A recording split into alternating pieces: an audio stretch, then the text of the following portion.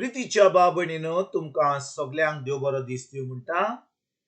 आयज ब्रेस्तार आयचें शिवर्तमान जावन आसा लुकाचो 11वो विसवोर वोड 14 ते 23 पर्यंत. लूक चॅप्टर 11 verses 14 to 23. आनी आतां आमी पयलें देवाचें उतर आयकुया. मोनो करून सोडलो एका मनशा वेलो एक देंवचार जेजू काडटालो. पूण तो देंवचार काडिना फुडें तो मोनो उलोवंक लागलो आनी सगलो लोक अजाप जालो. तरी आसतना त्या लोकांतले कांय जाणांनी म्हणलें, बेल्जेबूल देंवचाराच्या पोरदाना उदेशी हो मनीस देंवचार काडटा. हेर कोण कोण ताचे परीक्षा करूंक स्वर्गावेली एक कुणाल ताचे कडेन मागताली. तांची चिंतना ओळखून जेजून अशें तांकां म्हणलें, खंयच्याय एका राज्या भितर नागरिकाचे पंगड एकामेकाचेर उपरासून झूज करूंक लागले जाल्यार तें राज पाड जातलें आनी घरार घर मोडोन पडटलें.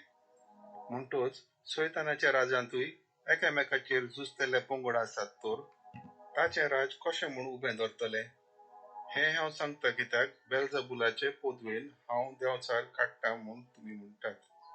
हांव बेल्जेबुलाचे पदवेन देंवचार काडटा जाल्यार तुमचे पाटलावदार कोणाचे पदवेन काडटात तर. म्हणटच तीच तुमची नीत करतली. पूण हांव देवाचे पदवेन देंवचार काडटा जाल्यार देवाचें राज तुमचे तांय खरेंच पावल्लेंच आसा. कोण एक बलिश्ट मनीस आपली सगळीं हातयारां घेवन आपलें घर राखीत जाल्यार ताचे कडेन आसा तितल्याकूय कांयच भिरांत ना. पूण ताच्याकूय बलिश्ट दुसरो एकलो येवन ताका हारयत तेन्ना ज्या हातयाराचेर तो पातयतालो ती सगळीं हो अदीक बलिश्ट मनीस कान घेतलो आनी ताचो माल वांटतलो. म्हज्या बागान नात ती म्हजेर आड आसात आनी म्हज्या बरोबर पुजायनात ती शिंपडायतात. प्रितीच्या बाबणीनो आयचें शिवर्तमान जें आमी आतांच वाचलां लुकाचो 11वो विसवोर वोड 14 ते 23 पर्यंत.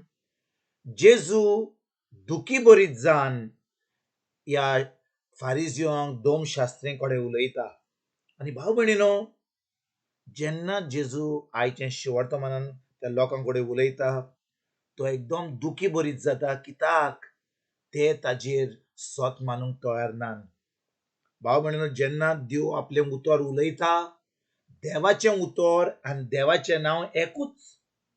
एक पाटी जेन्ना देव आपलें उतर उलयता तो आपलें उतर केन्नाच बदलिना.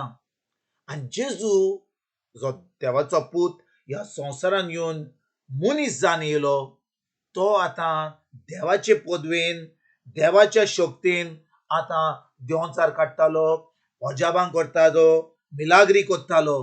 पूण कितें घडटा भाव भयणीनो, धोमशास्त्री फारिजियो ते धर्माचे लिडर जे आसले ते आतां जेजूक येवन आतां जेजूक एक म्हणटात वो देंवचाराचे पदवेन हे सगळे वस्तू करता. आनी भाव भयणीनो, आमी सगळीं ह्या वेळार 2000 वर्सां जाणून की जेजू देंवचाराचो कडसून येवंक नासलो. तो देवाचो पूत, तो देव आसलो आनी तो आतां पवित्र आत्म्या उदेशीं देवाची शक्तीन हे देंवचार काडटालो, लोकांक बरें करतालो आनी देवाची महिमा लोकां फुडें तो दाखयतालो. कित्याक तो देव आसलो म्हणून ताका जाल्लें ह्या आपल्या लोकांक सुटका दिवपाक, तांकां जाल्लें की लोकांक बरीं करपाक, ताका जाल्लें जें उतर तो शिकयतालो तें खरें तें सोत म्हणून ताका दाखोवपाक. आनी भाव भयणीनो, आयच्या 23 वडीन जेजू कितें म्हणटा, जो कोण म्हजे बरोबर ना तो म्हजेर आड आसा आनी तो शिंपडायता. भाव भयणीनो, जेजू कितें आमकां सांगूंक सोदतालो?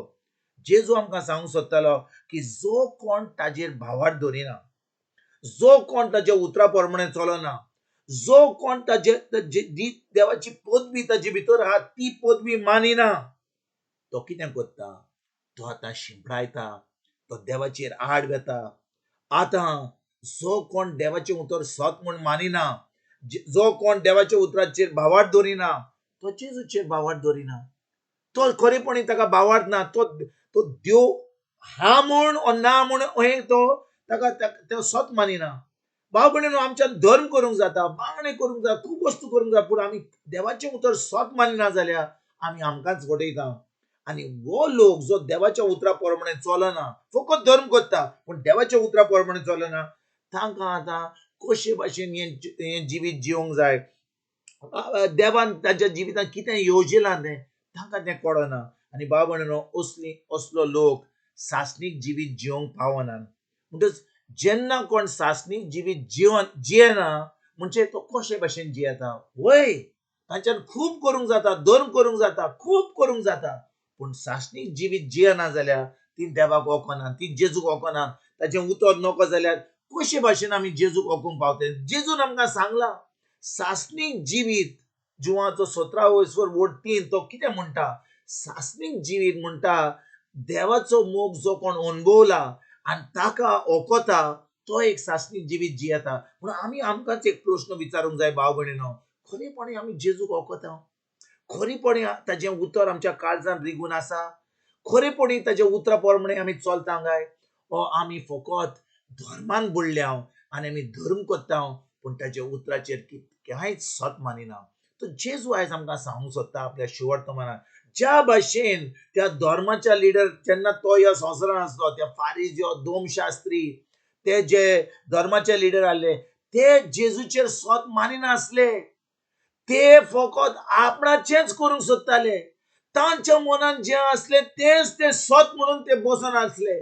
आनी जो कोण उतर शिकयतालो, सत शिकयतालो, जो जेजू शिकयतालो, जेजूचे शिश्य शिकयतालो, जेजू जेन्ना मेलो, पुनरुज्जीवन जावन परतून सुर्गीच्या बाबा कडेन गेलो, तेन्ना जेजूचे शिश्य आतां देवाचें उतर परगट करूंक लागले, पूण तांकांय त्रास दिवंक लागले. कित्याक भाव भयणीनो? जो कोण जेजूचेर सत मानिना, जो कोण देवाच्या उतरा प्रमाणे चलना, ते आतां जेजूचेर आड वेतात. ते आतां जो कोण देवाचें उतर परगट करता तांकां ते भोणकोडीन घालूंक सोदतात, तांकां त्रासान घालूंक सोदता. पूण जो कोण देवाचें उतर सत मानता, तें उतर पाळटा, आतां भाव भयणीनो, पवित्र आत्म्या उदेशी तो देवाचो मोग करता. आनी देव जेन्ना तो उतर तें उलयता, त्या उतराचेर तो भावार्थ दवरता, तें उतर परगट करता, थंयसर पवित्र आत्मो हाजीर जाता आनी अजापां आनी मिलाग्री जातात. तर आयज भाव भयणीनो, खरेपणी आमकां भावार्थी म्हणटा, खरेपणी आमी एक सासणीक जिवीत जियेता. आयज आमी जेजूचेर भावार्थ दवरया, ताच्या उतराचेर भावार्थ दवरया, ताच्या उतरा प्रमाणे चलया. आनी जेन्ना आमी ताच्या उतरा प्रमाणे चलता, आमी जेजूक दाखयता की खरेपणी आमी ताचो मोग करता म्हणून. कित्याक जेजून सांगलां, जो कोण म्हजो मोग करता तो म्हजें उतर पाळटा. तर हेंच करपाक आयजसान आमी सुरवात करुया. तुमकां आनी तुमच्या फॅमिलीक एक बरो दीस आवडेता आनी परतून तुमचे कडेन उलोवपाक फाल्यां हाजीर जातलो. तुमकां सगल्यांक आमच्या सर्वंडारा जेजूची कृपा, आमच्या सर्गीच्या बाबाचो मोग आनी पवित्र आत्म्याचो एकवट तुमकां आनी तुमच्या फॅमिलीक हांव आवडेता.